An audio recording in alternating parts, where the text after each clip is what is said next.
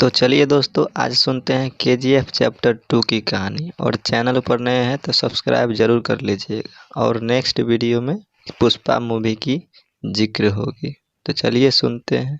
KGF अध्याय 1 में घटनाओं का विवरण देने के बाद आनंद इंगलानी को एक आघात हुआ और उनके बेटे विजेंद्र बाकी की कहानी सुनाने के लिए कार्यभार संभालते हैं।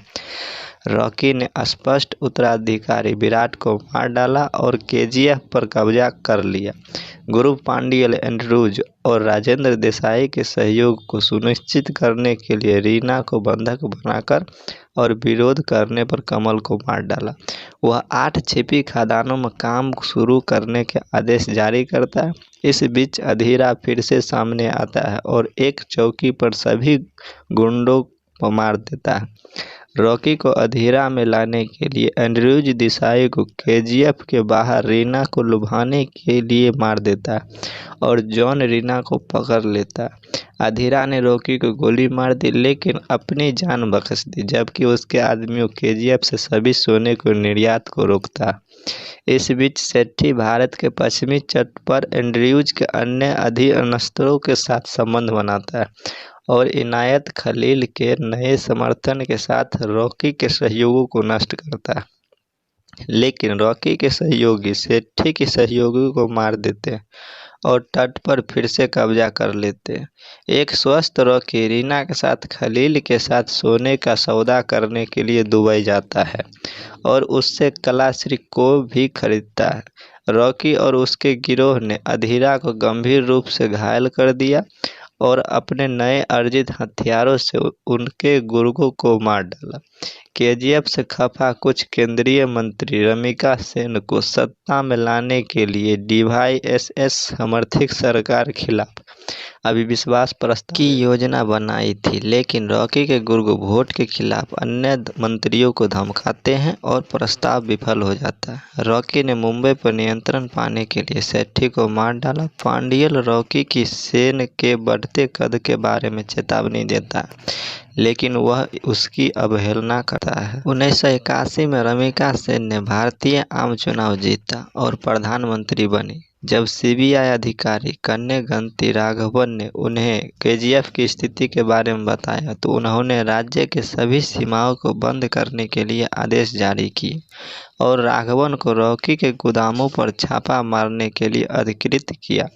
एक युवा इंग्लानी रॉकी के गुर्गों द्वारा जासूसी करते हुए पकड़ा जाता, लेकिन रॉकी उसकी ईमानदारी से प्रभावित होता है। सीबीआई को अपने छापे में 400 ग्राम सोने की छड़ के अलावा कुछ नहीं मिला। रॉकी इसे एक पुलिस स्टेशन से निकालता है और अकेले ही डीएसएच के साथ उस जगह को नीचे लाता है। रॉकी केजीएफ से सभी निर्यात रोक देता है, जो खलील के साथ संबंधों को खराब करता है, लेकिन खनन जारी रखता है।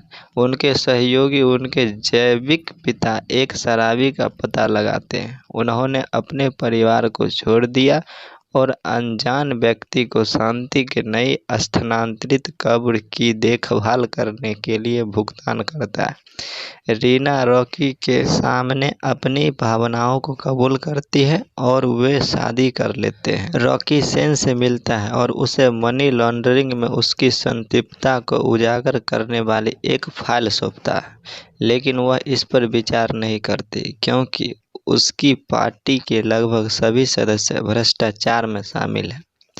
अपनी हार के बाद भी गुस्से में अधीरा एंड्रूज, दया और जॉन के साथ एक गुप्त मार्ग के माध्यम से केजीएफ के लिए अपना रास्ता बनाता है, जो खलील के आर्मडा द्वारा समर्थित है।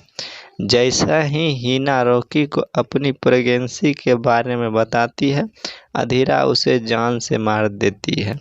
आगामी संघर्ष में रॉकी की सेना ने एंड्रूज और दया को मार डाला, जबकि रॉकी ने जॉन को मार डाला और अधीरा को मौत के घाट उतार दी।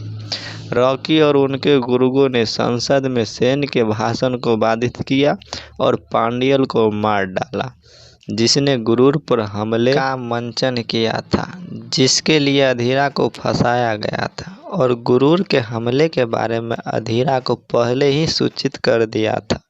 वह भी वही था जिसने अधीरा को गुप्त मार्ग दिखाया, एंड्रयूज को रॉकी को काम पर रखने के लिए प्रेरित किया और विश्वास प्रस्ताव नाटक का मंच किया दिल्ली में, और सेठी को रॉकी का विश्वास हासिल करने के लिए खलील के साथ सेना में शामिल होने के लिए राजी किया। सेन रॉकी के खिलाफ डेथ वारंट जारी करता है और भारतीय सेना को लागू करता है। रॉकी केजीएफ को खाली कर देता है और अपने सेना के कैश के साथ एक जहाज पर चला जाता है। जाने से पहले रॉकी सभी केजीएफ कर्मचारियों के लिए एक नई कॉलोनी बनाता है। वह अपने स्थान पर नौसैनिकों को संकेत देता है, लेकिन आत्मसमर्पण करने से इनकार कर देता है। सेन केजीएफ और रॉकी के जहाज पर बमबारी करने के लिए आदेश जारी करता है और वह सोने के साथ समुद्र में डूब जाता है, जो आज तक खोया रहता है। एक युवा इंग्लैंडी रॉकी पर एक किताब लिखने का फैसला करता है। रॉकी की मृत्यु से 3 महीने बाद मध्य क्रेडिट दृश्य में CIA के एक अधिकारी ने 1978 से 1981 के बीच संयुक्त राज्य अमेरिका और 16 अन्य देश में रॉकी का अपराधों को सूचीबद्ध करने वाली एक फाइल सेन को सौंपी। वर्तमान में टेलीविजन समाचार चैनल के चपरासी को पता चलता है कि केजीएफ का मसौदा भाग 3 अभी भी बाकी है। तो मूवी की कहानी हो गई ख़त्म। चलिए मिलते हैं नेक्स्ट वीडियो में, तब तक के लिए जय हिंद।